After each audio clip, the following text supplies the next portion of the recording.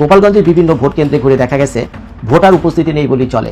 অনেক কেন্দ্রে ধানের শীষ ছাড়া অন্য কোনো প্রার্থীর এজেন্ট পর্যন্ত নাই। এবার সারা বাংলাদেশে ভোটের চিত্র একরকম, কিন্তু গোপালগঞ্জের পরিস্থিতি সম্পূর্ণ অন্যরকম।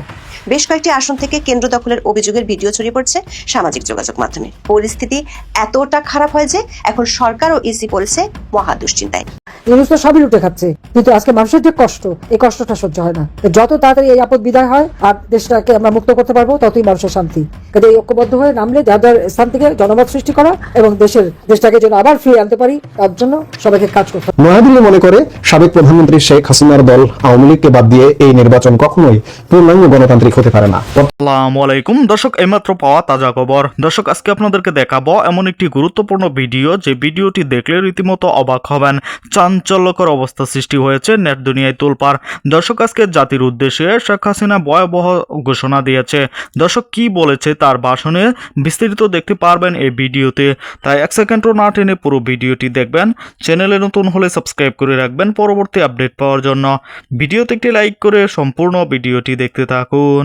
গণতন্ত্র প্রতিষ্ঠা করতে হবে, আর এইভাবে ইলেকশন না, ইউনুসের দ্বারা কোনো ইলেকশন অবাধ নিরপেক্ষ হতে পারে না। প্রয়োজনে যদিও আমাদের 2029 পর্যন্ত সময়, তারপরে বলবো দেশের সাথে নতুন করে আবার কার্যকর গভর্নমেন্ট করে সেখানে ইলেকশন করা। কিন্তু যারা ওই দায় মুক্তি দিয়েছে 15 জুলাই থেকে যারা হত্যা করেছে, মানুষ মেরেছে, সংখ্যালঘু হত্যা, পুলিশ হত্যা, আওয়ামী লীগ নেতাকর্মী হত্যা, যতগুলি হত্যাকাণ্ড ঘটেছে তার তদন্ত করতে হবে। জাতিসংঘ যে ভুয়া রিপোর্ট দিল মানব অধিকার সংস্থা 1400, আমি তো 1400 মানুষকে হত্যা করিনি, একটা মানুষকে আমি হত্যা করিনি, এবং আমি জুডিশিয়াল এনকোয়ারি কমিশন গঠন করে দিয়েছিলাম। কেন তাকে কাজ করতে দেয়নি সে জবাব দিয়ে করতে হবে। আমি তো বলবো যে আন্তর্জাতিক ভাবে তদন্ত কমিশন পাঠিয়ে এখানে তদন্ত করা হোক, এই হত্যাকাণ্ডগুলি কিভাবে হয়েছে, তার দ্বারা হয়েছে, বা 7.62 বুলেট কে আনলো, কে এই অস্ত্রের ব্যবসা করে। আমি যদি বলি ইউনুস নিজেই এই ব্যবসার সাথে জড়িত, অস্বীকার করতে পারবে? তাহলে এত টাকা মালিক হলো কোত্থেকে? সেটাই তো প্রশ্ন। কাজে সকলকে ঐক্যবদ্ধ নামার সময়, আর এই নির্বাচনে আমাদের কারো ভোট দিতে যাওয়ার দরকার নাই, কারণ ভোট লাগবে না তো, তার আগে ইলেকশন করে ফেলবে। আর যেখানে যদি এরকম বেশি চাপ প্রয়োগ করে, তো বিএনপি জামাত যেন ভোটটা না পায়, এটা দেখতে হবে। তাদেরকে ভোট দেওয়ার তাদের ভোট পাওয়ার কোনো অধিকার নাই। এনসিপি, বিএনপি, জামাত একই বৃন্তে ফুল দ্বারা, তাদের মধ্যে কোনো তফাৎ নেই, সবই জঙ্গি, সন্ত্রাসী, দুর্নীতিবাজ। 10 মাসের থেকে তো আমরা হিসাব দিচ্ছি, হাজার হাজার কোটি টাকার মালিক হয়ে গেছে সব। 1000 টাকা পকেটে ছিল না, এখন 1000 টাকার মালিক। কয়েকজন কোনো মতে একটা স্যান্ডেল পরতো, দামি শু পরে আবার সোফায় পা তুলে সেটা দেখায়। এরা আবার দেশ চালাবে। কাজে এই জন্য পেশাজীবীদের আমাদের দরকার, সবাই আরো ঐক্যবদ্ধ হন। আমি বিশ্বাস করি যে ঐক্যবদ্ধ জনতার কাছে যে কোনো শক্তি পরাজিত হতে বাধ্য। একটা সার্ভে দেখলাম, সার্ভেটা যে বেশ তৈরি করে দেওয়া, এতে কোনো সন্দেহ নাই, সেটা সার্ভে দেখলেই হবে। আওয়ামী লীগ নাই, কারণ আওয়ামী লীগ তো ব্যান্ড, অবৈধ ক্ষমতা দখলকারী ব্যান করে জনগণের ভোটে নির্বাচিতদের। কি অদ্ভুত ব্যাপার! ডাকাত ঘরে ঢুকে ডাকাতি করতে চেয়ে তারাই মালিক বনে গেল, আর ঘরের মালিক তখন ঘরের বাইরে। বাস্তবতাটা তো এইখানেই।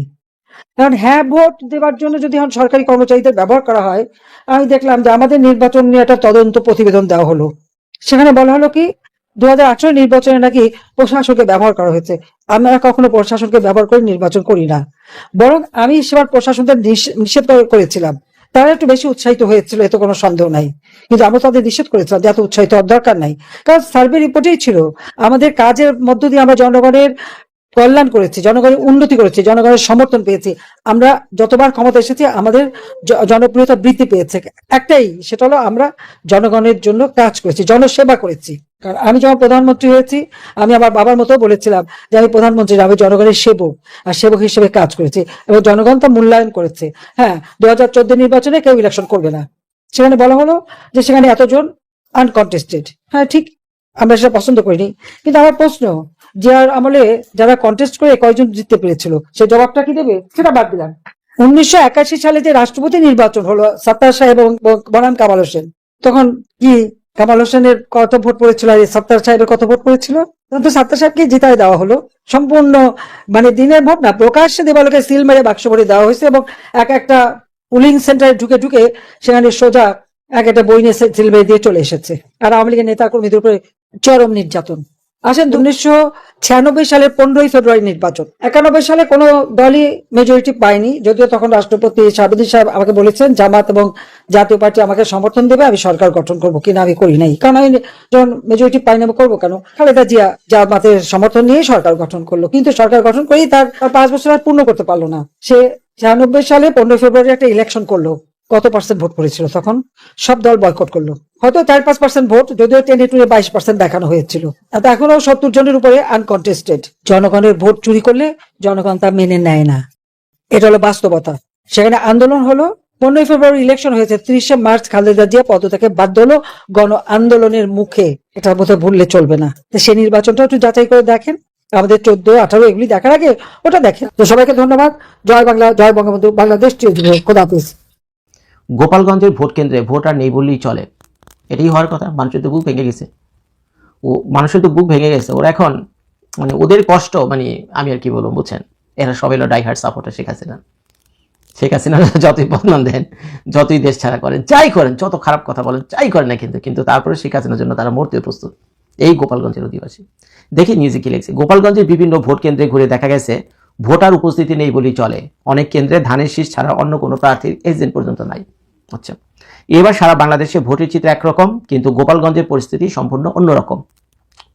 এমন আশঙ্কা আগে থেকেই ছিল, কারণ গোপালগঞ্জের টুঙ্গিপাড়া হলো বাংলাদেশের প্রতিষ্ঠাতা রাষ্ট্রপতি শেখ মুজিবুর রহমানের জন্মস্থান এবং তার সমাধিস্থল।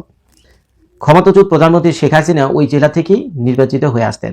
গোপালগঞ্জে 3 আসন অর্থাৎ টুঙ্গিপাড়ায় গতকাল থেকেই বিবিসির সংবাদদাতা আবুল কালাম আজাদ রয়েছেন।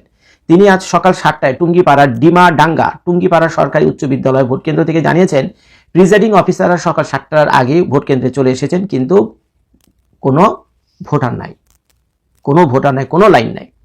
অথচ এখানে প্রিয় দর্শক, সম্পূর্ণ ভিডিওটি দেখলেন, অবশ্যই বুঝতে পেরেছেন ভিডিওটি গুরুত্বপূর্ণ ছিল।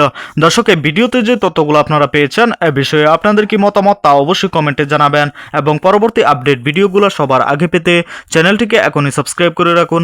এই মুহূর্তে বিদায় নিচ্ছি, দেখা হবে পরবর্তী কোনো ভিডিওতে। সে পর্যন্ত ভালো থাকুন, সুস্থ থাকুন। আসসালামু আলাইকুম।